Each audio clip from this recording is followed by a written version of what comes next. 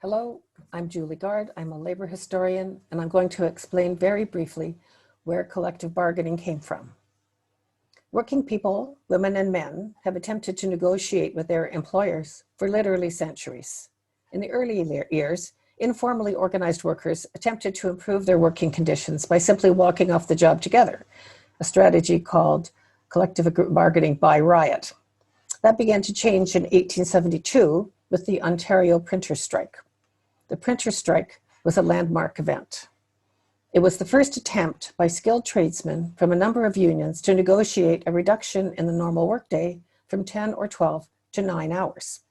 The printers and their union brothers were respectable working men with good credentials, and they knew their proposal for a shorter workday without a loss in pay was reasonable.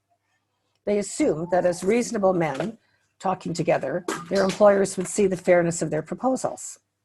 They were shocked when the union leaders were charged with forming a criminal conspiracy in restraint of trade and given jail sentences. What they learned from that experience was that reasonable arguments made by respectable, well-behaved workers would have no impact on even the best of employers. Sometimes, the working people learned those same lessons over and over again through the following decades. Sometimes they could persuade employers to make small concessions, improve their working conditions, treat them with some dignity, or raise their wages. But those improvements evaporated as soon as the employers changed their minds because there was nothing to hold them to those agreements.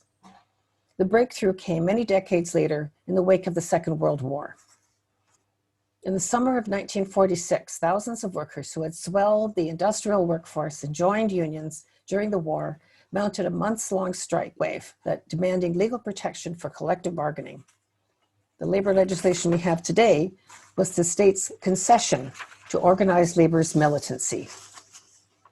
What they won was a law that requires employers to recognize legally certified unions and establishes the ground rules for collective bargaining.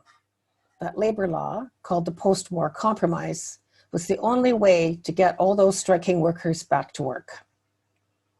The effectiveness of those labor laws has eroded over time, in part because it was so successful in maintaining labor peace. Strikes today have become an endangered species. Although hardly anyone wants to go on strike, labor history suggests that some strikes are necessary to persuade employers to make a few concessions.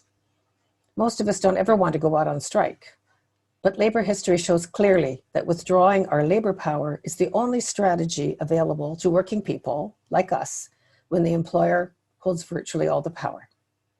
Thank you for listening.